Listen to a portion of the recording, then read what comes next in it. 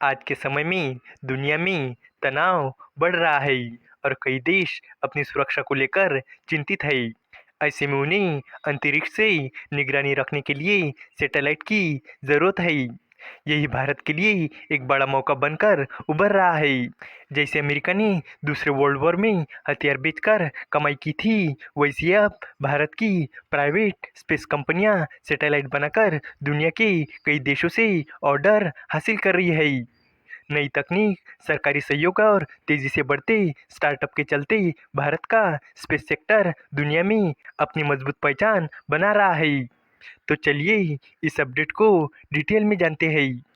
लेकिन आगे बढ़ने से पहले एक रिक्वेस्ट है कि जो भी लोग इस चैनल पर नए हैं वो हमारे चैनल को सब्सक्राइब ज़रूर करें।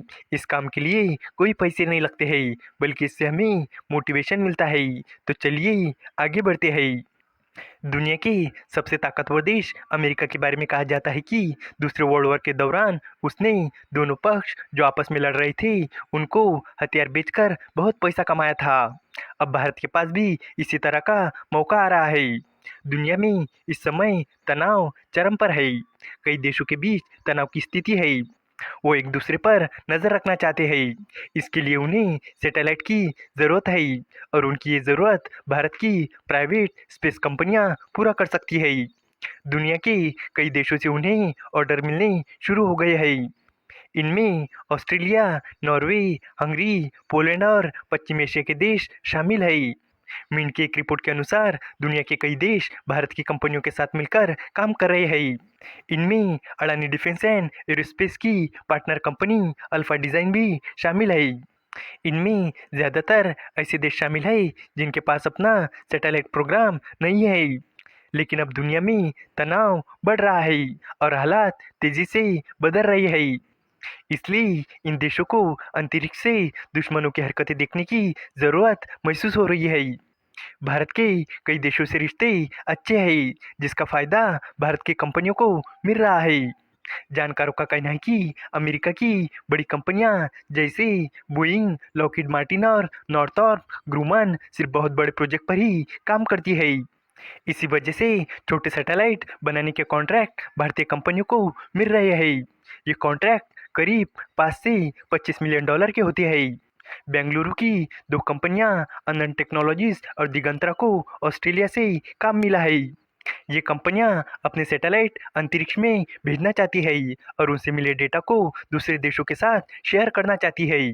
चीन की एक कंपनी गैलेक्साई स्पेस ने भी अपना पहला सर्विलांस सैटेलाइट लॉन्च करने की तैयारी की है। भारत के अंतरिक्ष क्षेत्र में प्राइवेट कंपनियों की भागीदारी तेजी से बढ़ रही है। साल 2020 में इंस्पेस की स्थापना के बाद से प्राइवेट कंपनियों की अंतरिक्ष में भूमिका काफ़ी बढ़ गई है। पिछले कुछ सालों में इस सेक्टर में कई नई स्टार्टअप कंपनियां आई है, जैसे Skyroot aerospace, Agnikul, Cosmos, pixel, Bellatrix aerospace और ध्रुव स्पेस। स्काईरूट एरोस्पेस ने भारत का पहला private rocket Vikram yes launch किया था। अब ये कंपनी विक्रम सीरीज के और भी रॉकेट बना रही है ताकि कम खर्च में सैटेलाइट को अंतरिक्ष में भेजा जा सके। नई तकनीक और व्यापार के बढ़ते मौके की वजह से स्पेस सेक्टर का बाजार बहुत तेजी से बढ़ रहा है। 2023 में ये 570 बिलियन डॉलर का था, जिसका 2035 में 1.8 ट्रिलियन डॉलर पहुंचने का अनुमान है। भारत की स्पेस इकोनॉमी भी तेजी से बढ़ रही है। अभी ये 8.4 बिलियन डॉलर की है और 2033 तक इसके 44 बिलियन डॉलर तक पहुंचने का अनुमान है। इसमें 11 बिलियन डॉलर का एक्सपोर्ट होने की उम्मीद है। अभी ग्लोबल मार्केट में भारत की हिस्सेदारी 2% से भी कम है, लेकिन 2033 तक इसके 7 से 8% तक पहुंचने की उम्मीद है। इस वीडियो का कंक्लूजन यही है कि दुनिया में बढ़ते तनाव की वजह से अब कई देशों को अंतरिक्ष से निगरानी रखने के लिए सैटेलाइट की ज़रूरत है। ऐसे समय में भारत की प्राइवेट स्पेस कंपनियों को इसका बड़ा फायदा मिल रहा है। उन्हें दूसरे देशों से सैटेलाइट बनाने और लॉन्च करने के ऑर्डर मिल रहे हैं। सरकार का साथ, सस्ती तकनीक और नए स्टार्टअप की मदद से भारत का स्पेस सेक्टर तेजी से आगे बढ़ रहा है।